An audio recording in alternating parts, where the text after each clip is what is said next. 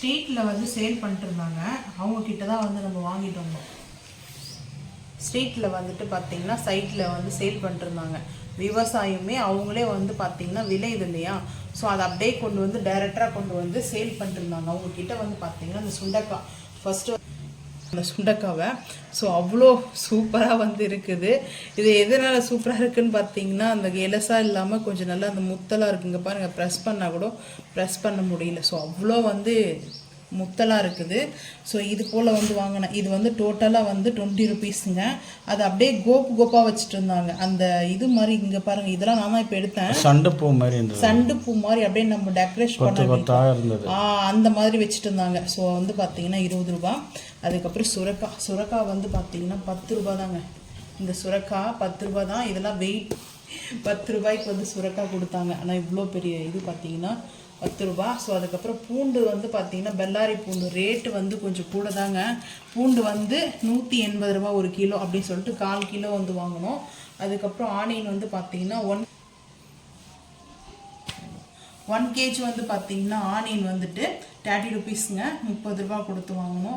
இங்கே தக்காளி வந்து பாருங்கள், இந்த தக்காளி வந்து பார்த்தீங்கன்னா லட்டு ஆப்பிள் சைஸில் இருக்குதுங்க. ஆப்பிள் எப்படி இருக்குமோ அந்த சைஸில் இருக்குது. ஸோ ரொம்ப நாள் ஆகிடுச்சு வெஜிடபிள்ஸ் நம்ம வாங்குறதே கிடையாது. வந்து பார்த்தீங்கன்னா குக் பண்ணுறதும் இல்லை, சரியாகவே ஹோட்டலில் வாங்கி சாப்பிட்டே போயிட்டுருக்குது. சரி, அதனால் வந்து தக்காளி வந்து வாங்கிட்டு வந்தோம். 3 கிலோ தக்காளி வந்து 50 ரூபாங்க. நாங்கள் வந்து 6 கிலோ வந்து வாங்கினோம். செம்மையாக இருக்குது இந்த தக்காளி, நாட்டு தக்காளி ஃப்ரெஷ்ஷாக இருந்தது. ஸோ அதனால் அவங்கக்கிட்ட வந்து பார்த்தீங்கன்னா 100 ருபீஸ்க்கு வந்து வாங்கினோம். இங்கே கத்திரிக்காய் தாங்க மெயின் ஹைலைட்டே. என்னென்னா கத்திரிக்காய் வந்துட்டு 20 ருபீஸுங்க. இது நார்மல் கத்திரிக்காய், இப்போ நார்மலாக இருக்குல்ல அந்த கத்திரிக்காய் கிடையாது. ஸோ இந்த சொத்த கத்திரிக்காய் சொல்லுவாங்க இல்லையா, அந்த அங்கங்கே ஹோல்ஸ் மாதிரி இருக்கும். ஸோ இந்த கத்திரிக்காய் வந்து ரொம்ப நல்லது. ஆனால் கத்திரிக்காய் சாப்பிடாதவங்க வந்து சஜெக்ட் பண்ணாங்க எனக்கு, நீ வந்து நல்லா ஃப்ரெஷ்ஷாக இருக்கிற கத்திரிக்காவை வாங்கி சாப்பிட்றத விட இதை போல் சொத்த கத்திரிக்காய் வாங்கி சாப்பிடு, அதான் ரொம்ப நல்லது. அதில் பூச்சிலாம் இருந்த கத்திரிக்காய் தான் நல்லதான் சாப்பிட்ணுமா, ஏன்னா பூச்சி இல்லாத கத்திரிக்காய் சாப்பிட்றது நல்லது இல்லை அப்படி சொல்லிட்டாங்க. ஸோ அதனால இந்த முள்ளு கத்திரிக்காய் வந்து பார்த்திங்கன்னா இளம் கத்திரிக்காய்ங்க, செம்மையாக இருக்குது பாருங்கள். எனக்கு வந்து இந்த மாதிரி இளம் கத்திரிக்காய் தான் ரொம்ப பிடிக்கும். அதுவும் இந்த கலரை தான் பிடிக்கும். பர்சனலாக எனக்கு இந்த கலர் தான் பிடிக்கும். அந்த கத்திரிக்காய் செம்ம சூப்பரு. ஸோ இது வந்து 20 ருபீஸுங்க. 20 ரூபா. 20 ரூபாய்க்கு 1 kg கொஞ்சம் கூட இருக்கும். இது ஹோட்டலுக்கே சரியாக போயிடும் சாம்பாருக்கு. ஸோ அந்த அளவுக்கு இருக்குது. ஸோ அதுக்கப்புறம் வந்து பார்த்திங்கன்னா மாங்காய், இந்த நீல மாங்காய் வந்து காலையில் ஃப்ரெண்டு வந்து அவங்க அம்மா வீட்டுக்கு போயிட்டு வந்தா.